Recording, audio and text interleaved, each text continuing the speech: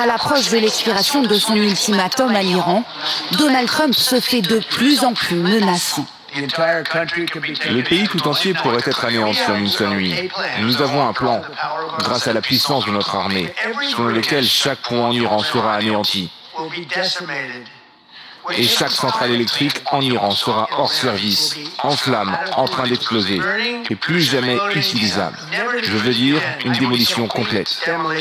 Ces installations sont pourtant vitales à la population iranienne, et selon les accords de Genève, qui régissent les lois de la guerre, les biens de caractère civil ne doivent être l'objet ni d'attaques ni de représailles. Les attaques doivent être strictement limitées aux objectifs militaires.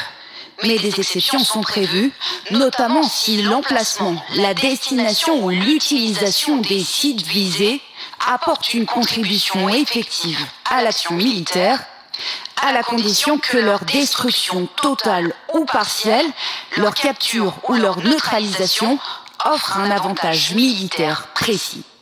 Mais pour l'ONU, malgré ces dérogations, il y a un principe de proportionnalité qui ne serait ici pas respecté.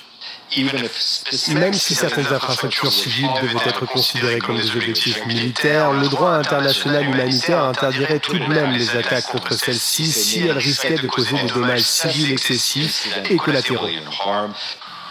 L'administration Trump, elle, semble ne pas s'embarrasser de ces nuances. Vous savez ce que c'est un crime de guerre? Posséder une arme nucléaire. Permettre à un pays malade dirigé par des dirigeants déments de posséder une arme nucléaire. Ça, c'est un crime de guerre. Dans une interview accordée en janvier dernier, le président des États-Unis avait par ailleurs affirmé ne pas avoir besoin du droit international et se fixer pour seule limite sa propre morale. Anne, depuis le début de la guerre, il y a 38 jours, les frappes américano-israéliennes ont déjà visé de ci, de là des cibles civiles. Là, l'administration américaine serait prête à franchir massivement cette ligne rouge ? Apparemment oui, en tout cas Donald Trump s'est jamais encombré du droit international. L'entrée en guerre en elle-même n'avait aucune justification légale, pas de résolution au Conseil de sécurité, pas de légitime défense à faire valoir. Alors au début des hostilités, les Américains et Israéliens semblaient obéir à un plan précis et visaient effectivement des objectifs militaires, sites de lancement de missiles, infrastructures nucléaires, navires iraniens, etc. Ou des cibles politiques, avec l'assassinat ciblé des dirigeants iraniens. La frappe contre une école, vous vous souvenez, au premier jour de la guerre, avait été présentée comme une erreur de ciblage.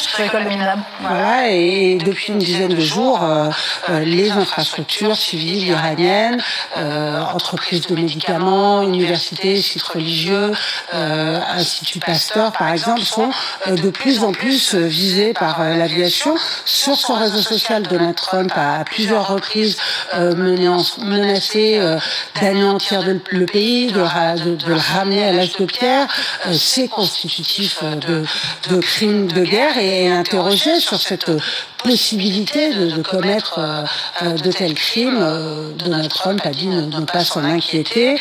Les Israéliens ne sont pas en reste. Ce matin, l'armée israélienne prévient la population iranienne qu'elle doit se tenir éloignée des trains et des lignes de chemin de fer, sinon elles risquent leur vie.